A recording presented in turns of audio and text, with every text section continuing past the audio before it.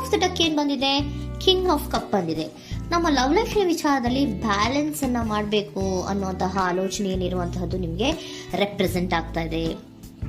Emotional ಆಗಿ ನೀವು ತುಂಬಾ ಯೋಚನೆಯನ್ನ ಮಾಡ್ತಾ ಇರುವಂತಹದ್ದು, ಒಂದು ಬ್ಯಾಲೆನ್ಸ್ ಇರಬೇಕು, ಒಂದು ರೀತಿಯ ಸ್ಟೇಬಲ್ ಆಗಿರ್ಬೇಕು ನನ್ನ ಲವ್ ಲೈಫು ಅನ್ನುವಂತಹ ಆಲೋಚನೆಯನ್ನ ಮಾಡ್ತಾ ಇರುವಂತಹದ್ದು ರೆಪ್ರೆಸೆಂಟ್ ಆಗ್ತಾ ಇದೆ. ರೀಡಿಂಗ್ ಅನ್ನ ಶುರು ಮಾಡೋಣ. ಓಕೆ, ಇನ್ ಪಾಸ್ಟ್ ಅಲ್ಲಿ ನಾನು ಇವಾಗ ರೀಡಿಂಗ್ ಅನ್ನ ತಗೋತಾ ಇರೋದು ಯಾವ್ದು ಗೊತ್ತಾ? ಸೊ ಪಾಸ್ಟ್ನ ಬಗ್ಗೆ ಮತ್ತೆ ನಿಮ್ಮ ಲವ್ ಲೈಫಿನ ಪಾಸ್ಟ್ನ ಬಗ್ಗೆ, ಅಟ್ ಪ್ರೆಸೆಂಟಿನ ಬಗ್ಗೆ, ಹಾಗೇನೆ ಇಮಿಡಿಯೇಟ್ ಫ್ಯೂಚರಿನ ಬಗ್ಗೆ ನಾನು ರೀಡಿಂಗ್ ಅನ್ನ ತಗೋತಾ ಇರೋದು. ಓಕೆನಾ? So bottom of the duck ಅಲ್ಲಿ ಏನಿತ್ತು? So bottom of the duck ನಿಮ್ಗೆ ಏನ್ ಬಂದಿತ್ತು? ಭಾವನಾತ್ಮಕವಾಗಿ ಯೋಚನೆ ಮಾಡುವಂತಹದ್ದು, ಒಂದು ರೀತಿಯ ಸ್ಟೇಬಲ್ ಆಗಿ ಇರಬೇಕು, ಬ್ಯಾಲೆನ್ಸ್ ಅನ್ನ ಮಾಡಬೇಕು ನಮ್ಮ ಲವ್ ಲೈಫಿನಲ್ಲಿ ಅನ್ನುವಂತಹ ಆಲೋಚನೆಯನ್ನ ಮಾಡ್ತಾ ಇರುವಂತಹದ್ದು ಕಿಂಗ್ ಆಫ್ ಕಪ್ಸ್ ನಿಮ್ಮ ಬಾಟಮ್ ಆಫ್ ದ ಡಕ್ ಅಲ್ಲಿ ಬಂದಿತ್ತು. ಅಂದ್ರೆ ನಿಮ್ಮ ಪಾಸ್ಟ್ ನಲ್ಲಿ ಏನಾಗಿತ್ತು? ಸೊ ನೀವು ಬಹಳಷ್ಟು ಯೋಚನೆ ಮಾಡಿನೇ, ನಿಮ್ಮ ಅಂತರಾತ್ಮದ ಮಾತನ್ನ ಕೇಳಿಯೇ ನೀವು ಬಹಳಷ್ಟು ಯೋಚನೆಯನ್ನ ಮಾಡಿ ನೀವು ಕೆಲವೊಂದು ಪ್ರಪೋಸಲ್ ಗಳನ್ನ ಮಾಡಿರೋ, ನಿಮ್ಮ ಲವ್ ಲೈಫಿನ ವಿಚಾರದಲ್ಲಿ ಕೆಲವೊಂದು ಪ್ರಪೋಸಲ್ ಗಳನ್ನ ಮಾಡಿರುವಂತಹದ್ದು ಅಥವಾ ಪ್ರಪೋಸಲ್ ಗಳನ್ನ ನೀವು ಸ್ವೀಕರಿಸಿರುವಂತಹದ್ದು. ಓಕೆನಾ? ಸೊ ಎಮೋಷನಲ್ ಆಗಿ ಏನಾಗಿತ್ತು? ನೀವಿಬ್ರು ಸಮಾಧಾನವಾಗಿ ಇದ್ರಿ, ಸಾಮರಸ್ಯದಿಂದ ಇರ್ತಿತ್ತು, ಮತ್ತೆ ಲವ್ ಲೈಫಿನ ವಿಚಾರದಲ್ಲಿ ಒಂದು ಫುಲ್ಫಿಲ್ಮೆಂಟ್ ಇರ್ತಿತ್ತು. ಹೌದಾ? ನಿಮ್ಮ ಪಾಸ್ಟ್ ನಲ್ಲಿ ಬಹಳಷ್ಟು ಯೋಚನೆ ಮಾಡಿಯೇ ಕೆಲವೊಂದು ಫುಲ್ಫಿಲ್ಮೆಂಟ್ ಗಳು ಇರುತ್ತೆ ಅನ್ನುವಂತಹ ಆಲೋಚನೆಯನ್ನು ಮಾಡಿಯೇ ನೀವು ಕೆಲವೊಂದು ಪ್ರಪೋಸಲ್ ಗಳನ್ನ ಮಾಡಿರುವಂತಹದ್ದು ಅಥವಾ ಪ್ರಪೋಸಲ್ ಗಳನ್ನ ನೀವು ಸ್ವೀಕರಿಸಿರುವಂತಹದ್ದು ನಿಮ್ಮ ಲವ್ ಲೈಫಿನ ವಿಚಾರದಲ್ಲಿ ರೆಪ್ರೆಸೆಂಟ್ ಆಗ್ತಾ ಇದೆ. ಆದ್ರೆ ಅಟ್ ದ ಪ್ರೆಸೆಂಟ್ ನಲ್ಲಿ ಏನಾಗ್ತಾ ಇದೆ? ಅಟ್ ದ ಪ್ರೆಸೆಂಟ್ ನಲ್ಲಿ ನೀವ್ ಯಾಕೋ ಆಲೋಚನೆಯನ್ನ ಮಾಡ್ತಾ ಇರುವಂತಹದ್ದು ರೆಪ್ರೆಸೆಂಟ್ ಆಗ್ತಾ ಇದೆ ನಿಮ್ಮ ಲವ್ ಲೈಫಿನ ವಿಚಾರವಾಗಿ. ನೋಡಿ, 7 ಆಫ್ ಪೆಂಟಿಕಲ್ಸ್ ಬಂದಿದೆ. ಸೊ 7 ಆಫ್ ಪೆಂಟಿಕಲ್ಸ್ ಏನನ್ನ ರೆಪ್ರೆಸೆಂಟ್ ಮಾಡುತ್ತೆ? ಪೀರಿಯಡ್ ಆಫ್ ಕಾಂಟೆಂಪ್ಲೇಷನ್, ಏನೋ ಒಂದು ಯೋಚನೆಯನ್ನ ಮಾಡ್ತಾ ಇರುವಂತಹದ್ದು ನಿಮಗೆ ರೆಪ್ರೆಸೆಂಟ್ ಆಗ್ತಾ ಇದೆ. ಯಾಕೋ ನನ್ನ ಲವ್ ಲೈಫಿನಲ್ಲಿ ಮುಂದೆ ಮುಂದೆ ಹೋಗ್ತಾ ಇಲ್ವಲ್ಲ, ಏನಿದು ಇಷ್ಟು ಸ್ಲೋ ಪ್ರೋಗ್ರೆಸ್ ಅಲ್ಲ ಅನ್ನುವಂತಹ ಆಲೋಚನೆಯನ್ನ ನೀವು ಮಾಡ್ತಾ ಇರುವಂತಹದ್ದು ರೆಪ್ರೆಸೆಂಟ್ ಆಗ್ತಾ ಇದೆ. ಲಾಂಗ್ ಟರ್ಮಿನ ವ್ಯೂಸಿನ ಬಗ್ಗೆ ನೀವು ಹೆಚ್ಚು ಗಮನವನ್ನ ಕೊಡ್ತಾ ಇದ್ದೀರಾ.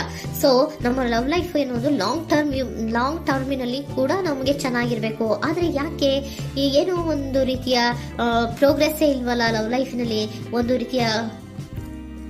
ಒಂದು ರೀತಿಯ ಖುಷಿ, ಸಂತೋಷ, ಸಮಾಧಾನ ಯಾಕಿಲ್ಲ ಅನ್ನುವಂತಹ ಆಲೋಚನೆಯನ್ನ ಮಾಡ್ತಾ ಇರುವಂತಹದ್ದು ಅಟ್ ಪ್ರೆಸೆಂಟ್ ಅಲ್ಲಿ ರೆಪ್ರೆಸೆಂಟ್ ಆಗ್ತಾ ಇದೆ.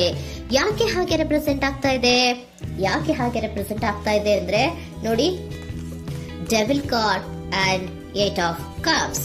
ಡೆವಿಲ್ ಕಾರ್ಡ್ ಯಾಕೆ ರೆಪ್ರೆಸೆಂಟ್ ಆಗಿದೆ? ಅಡಿಕ್ಷನ್. ನೀವು ಅವ್ರನ್ನ ತುಂಬಾ ಅಡಿಕ್ಟ್ ಆಗ್ಬಿಟ್ಟಿದ್ದೀರಾ, ಅಂದ್ರೆ ಅವ್ರನ್ನ ತುಂಬಾ ಹಚ್ಕೊಂಡ್ಬಿಟ್ಟಿದ್ದೀರಾ, ನಿಮಗೆ ಅವ್ರನ್ನ ಬಿಟ್ಟಿರಕ್ ಆಗೋದಿಲ್ಲ.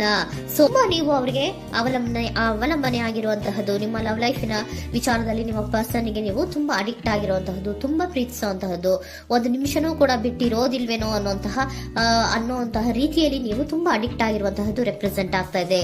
ಸೊ ಆ ಕಾರಣವಾಗಿಯೇ ನೀವು ಯೋಚನೆಯನ್ನ ಮಾಡ್ತಾ ಇದ್ದೀರಾ.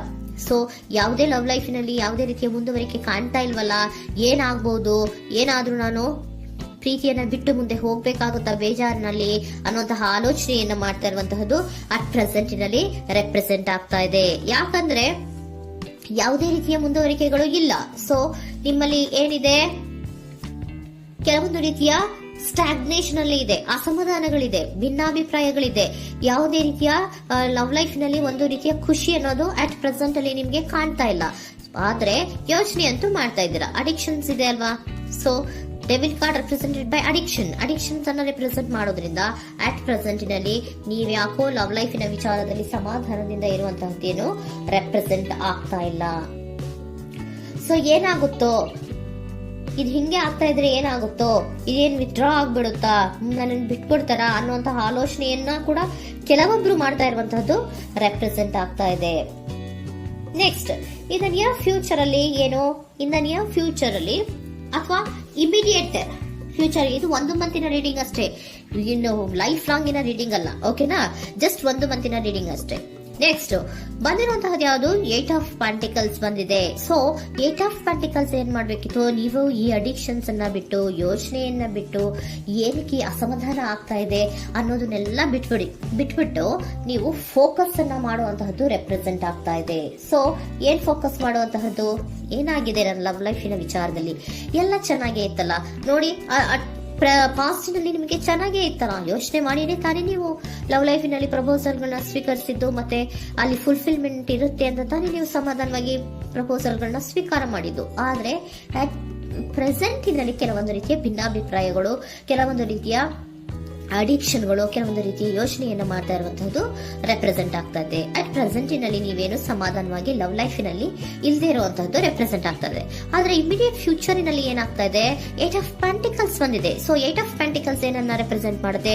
ಓಕೆ, ನೀವೇನ್ ಮಾಡ್ತಾ ಇದ್ದೀರಾ, ಬಹಳಷ್ಟು ಫೋಕಸ್ ಅನ್ನ ನಿಮ್ಮ ಲವ್ ಲೈಫಿನ ವಿಚಾರದಲ್ಲಿ ಮಾಡ್ತಾ ಇರುವಂತಹದ್ದು.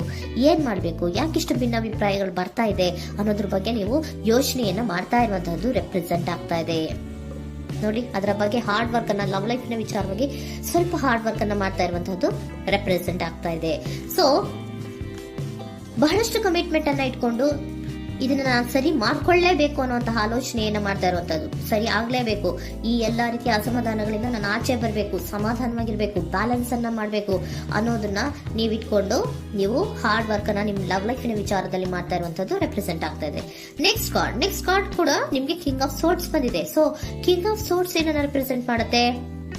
ಸ್ಪಷ್ಟವಾಗಿ ಥಿಂಕ್ ಅನ್ನ ಮಾಡ್ತಾ ಇದ್ದೀರಾ. ನಮ್ಮ ಲವ್ ಲೈಫಿನ ವಿಚಾರದಲ್ಲಿ ಯಾಕೆ ಅಸಮಾಧಾನ ಬರ್ತಾ ಇದೆ, ಯಾಕೆ ಭಿನ್ನಾಭಿಪ್ರಾಯ ಬರ್ತಾ ಇದೆ, ನಾನಂತೂ ಅವ್ರನ್ನ ಬಿಟ್ಟಿರಕ್ಕಾಗಲ್ಲ. ಸೊ ನಾನೇನ್ ಮಾಡ್ಬೇಕು, ಇದನ್ನೆಲ್ಲ ಕೂಡ ಬ್ಯಾಲೆನ್ಸ್ ಅನ್ನ ಮಾಡ್ಬೇಕು. ಅದಕ್ಕೆ ನಾನು ಏನ್ ಮಾಡ್ಬೇಕು, ಫೋಕಸ್ ಅನ್ನ ಮಾಡ್ಬೇಕು. ಫೋಕಸ್ ಅನ್ನ ಮಾಡಿ ಅಲ್ಲಿ ನೀವು ಕರೆಕ್ಟ್ ಆಗಿ ಕ್ಲಿಯರ್ ಥಿಂಕಿಂಗ್ ಅನ್ನ ಮಾಡಿ, ಒಂದು ಸ್ಟ್ರಾಂಗ್ ವಿಲ್ ಪವರ್ ಅನ್ನ ಇಟ್ಕೊಂಡು ನೀವು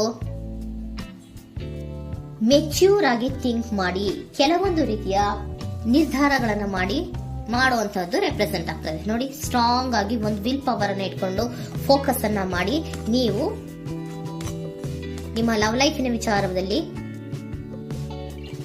ಬಹಳಷ್ಟು ಧೈರ್ಯದಿಂದ ನಿಮ್ಮ ಲವ್ ಲೈಫಿನ ವಿಚಾರವನ್ನ ಅಥವಾ ಲವ್ ಅನ್ನ ನೀವು ಬ್ಯಾಲೆನ್ಸ್ ಅನ್ನ ಮಾಡುವಂತಹದ್ದು ರೆಪ್ರೆಸೆಂಟ್ ಆಗ್ತಾ ಇದೆ.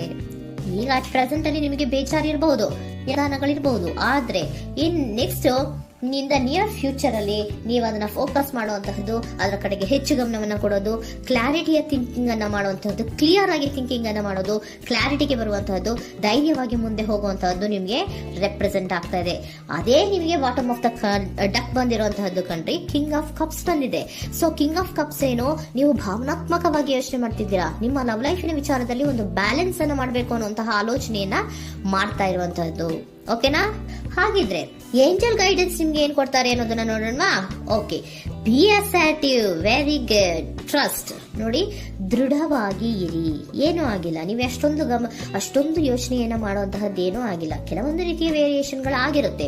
ಸೊ ವೇರಿಯೇಷನ್ಗಳಾಗಿದ್ರೂ ಕೂಡ ನೀವು ಫೋಕಸ್ ಅನ್ನ ಮಾಡ್ತೀರಾ, ಅದರಲ್ಲಿ ನಿಮ್ಗೇನು ನಷ್ಟ ಏನೂ ಆಗಲ್ಲ, ಅಥವಾ ನೀವು ಏನನ್ನೂ ಕೂಡ ಕಳ್ಕೊಂಡು ನೀವು ಆಚೆ ಬರಲ್ಲ. ಫೋಕಸ್ ಅನ್ನ ಮಾಡಿ ಕರೆಕ್ಟ್ ಆಗಿ ಕ್ಲಿಯರ್ ಥಿಂಕಿಂಗ್ ಅನ್ನ ಮಾಡಿ ನೀವು ಕರೆಕ್ಟ್ ಆಗಿ ಮಾತಾಡ್ಬಿಟ್ರೆ ನಿಮ್ಮ ಲವ್ ಲೈಫ್ ನಲ್ಲಿ ಬ್ಯಾಲೆನ್ಸ್ ಅನ್ನೋದು ಬಂದ್ಬಿಡುತ್ತೆ.